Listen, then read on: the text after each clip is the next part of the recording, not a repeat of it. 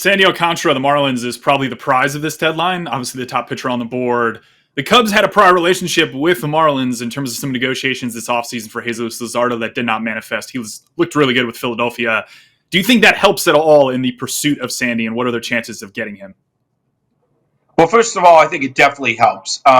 If you start talking about players and then you pick it up 6 months later, it's that much easier. That doesn't mean they have a leg up on other teams, but it makes it easier on the Marlins. They know who they want to choose from because they were doing it already 6 months ago. So it certainly helps. It's not going to push the deal over the table. I was talking to Jed a little bit on the field, just casually. It's like, are they going to ask for Cade? Any of these teams right off the bat?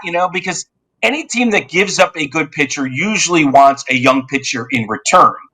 Cade Horton would qualify. Ben Brown would qualify. So that's something Jed's going to have to gauge. I don't think he's trading Cade Horton for Sandy Alcántara or anyone else. Now, the price is definitely going up. His walk rate is getting better. His strikeout rate's getting better. Weak contact, chase rate, all better this month, which tells me his stuff is getting sharper and more deceptive. So we might see premier Sandy Alcántara by the time he gets traded next month. It will cost a lot. Maybe a Ben Brown. I don't think it'll cost Cade Horton, but certainly it'll be more quantity maybe than quality if you're the Cubs. You certainly have some guys at AAA that are banging the door on in terms of getting to the major leagues that the Marlins would like. But yeah, I think the price is going up because he's pitching that much better.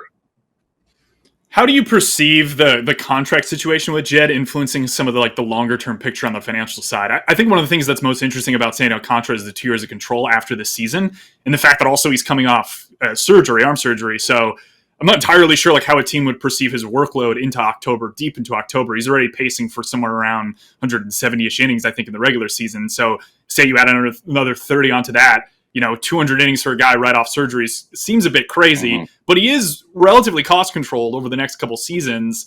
But Jed does not have a long-term contract with the Cubs. Do you foresee any oddities manifesting where maybe the Cubs don't want to commit 2 years down the road monetarily such that another team can jump in and just be like, we'll match that prospect and we'll take the money?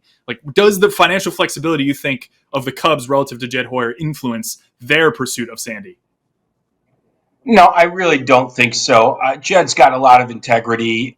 I mean, it was pretty obvious his vision was going to come together this year one way or another, but it coincided certainly with the fact that his contract is up. And so something had to happen here, meaning his vision from 21. It was all kind of pointing to this year, even though they didn't say it outright. Now, the thing that they were missing the whole time was a star player. And when one becomes available, you got to go for him. And they did.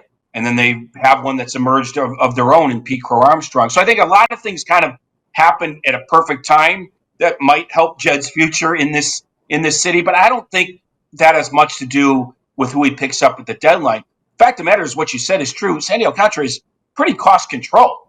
And I don't think ownership minds committing a few dollars for the future if we're not talking about $40 million a year, and we're not with Alcántara. And also team option, right? You can always turn it down if you want, but that obviously would take a hit on whatever prospects you give back if you end up doing that. So I think there's a deal there to be had, and it's irregardless of Jed's situation, and really the financial picture of the Cubs is pretty good over the next couple of years.